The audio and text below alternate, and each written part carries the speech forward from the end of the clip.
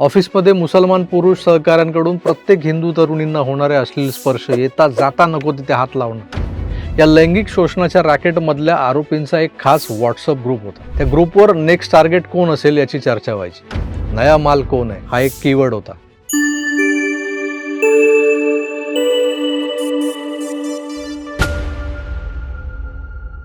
देव देश धर्म या उदात्त विचारानंतर या देवदेश धर्माच्या प्रवासात मध्येच लागतो तो थांबा म्हणजे देह. या देहाच्या भरणपोषणासाठी उदरनिर्वाहासाठी जो उद्योग व्यवसाय करायचा असतो त्याकडे वळताना आज मी तुम्हाला नाशकातल्या कॉर्पोरेट जिहाद मागची रंजक कहाणी सांगणार आहे. कारण आपलं हेच तर काम आहे, स्टोरी टेलिंगचं. त्याशिवाय लोक व्हिडिओ बघत नाहीत, व्ह्यूज येत नाहीत, व्ह्यूज नाहीत तर पैसे नाहीत. तर पैशांअभावी जर हात लटपटले, पाय थरथरले तर कसलं आलंय देवदेश आणि धर्मकार्य. आज मागच्या 6 वर्षांपासून मी जे काही समाजकार्य करतोय ते माझ्या व्यवसायातल्या उत्पन्नाच्या जोरावरच. त्यामुळे त्या माध्यमाला साष्टांग दंडवत घालून हे जे व्यासपीठ आहे त्याला नमस्कार करून आजच्या विषयाकडे वळतो. तुम्हाला तर खबर आहेच की धगधगत्या नाशिकमधून काल परवा अजून एक अशी घटना समोर आली आहे की ज्यानं संपूर्ण महाराष्ट्र हादरलाय. एका नामांकित बहुराष्ट्रीय IT कंपनीत कामाच्या बहाण्यानं गरीब मुलींना जाळ्यात ओढलं जात होतं. त्यांचं लैंगिक शोषण, त्यांचा विनयभंग आणि सर्वात भयानक म्हणजे त्यांचं ब्रेन वॉशिंग करून धर्मांतर करण्याचा डाव रचला जात होता. पण या रॅकेटचा पर्दाफाश नाशकातल्या महिला पोलिसांनी कशा प्रकारे केला हे समजून घ्यायला हवंय. तपास करत असताना पोलिसांच्या टीमनं एक व्हॉट्सअप ग्रुप शोधला होता. त्या व्हॉट्सअप ग्रुपचं गुपित काय होतं, कारण हे फार महत्त्वाचं आहे. आता हेच जे काही सगळं जे गुपित आहे, रोचक रंजक जे त्या तपासाच्या दरम्यान घडलंय ते काही पुढच्या मिनिटात समजून घ्यायचं आहे आपल्याला. नेमकं काय झालं होतं तर या बहुराष्ट्रीय IT कंपनीत म्हणजे TCS मध्ये काम करणाऱ्या एका तरुणीच्या वागण्यात अचानक बदल झाला होता. तिने हिंदू असूनही रोजे ठेवायला सुरुवात केली होती. म्हणजे अलीकडेच, आता ही ईद झाली त्याच्या आधी लिपस्टिक लावणं सोडलं होतं आणि तिचा पेहरावही बदलला होता. अगदी हिजाब वगैरे डोक्यावर अगदी फडकं बिडकं बांधून. तिच्या या वागण्याचा जेव्हा घरच्यांना संशय आला की अशी का वागते आणि घरात मग त्याच्यावर चर्चा झाली, चौकशी झाली, तेव्हा या IT कंपनीतलं काळं कृत्य जगासमोर आलं. मुलीच्या वडिलांनी पोलिसात तक्रार केली की माझ्या मुलीचं धर्मांतरण केलं गेलंय, पण त्यावर थेट कारवाई करता येत नव्हती कारण पुरावे हातात नाहीत. आणि असं असताना या प्रकरणाचा तपास करणं पोलिसांसाठी सोपं नव्हतं.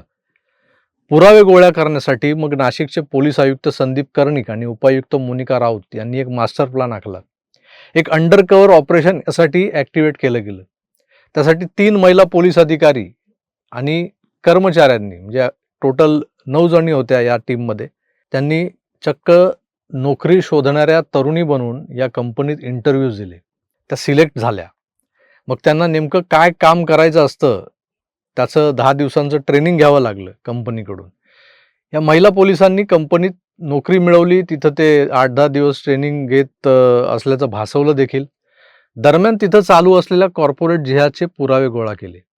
ऑफिसमध्ये मुसलमान पुरुष सहकाऱ्यांकडून प्रत्येक हिंदू तरुणींना होणारे अश्लील स्पर्श येता जाता नको तिथे हात लावणं. जे टीम लीडर्स होते, एक एक टीम बनवली जायची टेलिकॉलिंगची किंवा रिसर्चची, ॲनालिसिसची. त्याच्या प्रत्येकाचा एक लीडर असायचा. त्या लीडरकडून या तरुणींसोबतची वागणूक, त्यांना त्याच्याकडून दिलं जाणारं ज्ञान आणि CCTV फुटेज या महिला पोलिसांनी बारकाईनं तपासलं. 40 CCTV कॅमेऱ्यांच्या फुटेजमधून आरोपींचे कारनामे समोर आले, स्पष्ट झाले.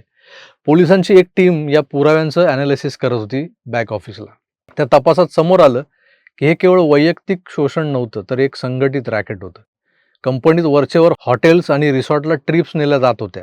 त्यावेळी प्रमोशनचं आमिष दाखवून एकेका मुलीला सेपरेटली रिसॉर्टमधल्या खोल्यांवर नेलं जायचं. आता तिथं काय व्हायचं हे मी तुम्हाला सांगायला नको. या लैंगिक शोषणाच्या रॅकेटमधल्या आरोपींचा एक खास व्हॉट्सअप ग्रुप होता. त्या ग्रुपवर नेक्स्ट टार्गेट कोण असेल याची चर्चा व्हायची. नया माल कोण आहे हा एक कीवर्ड होता. आणि मग ते टार्गेट ठरलं की तिचं ब्रेन वॉशिंग करायला घेतलं जायचं. ज्या मुलींना जाळ्यात ओढलं जायचं त्यांच्यासाठी पण एक वेगळा व्हॉट्सअप ग्रुप बनवून त्यांना हिंदू धर्माबद्दल चुकीची माहिती दिली जायची.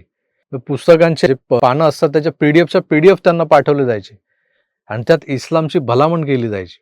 या प्रकरणात पोलिसांनी आत्तापर्यंत 6 जणांना अटक केलेली आहे.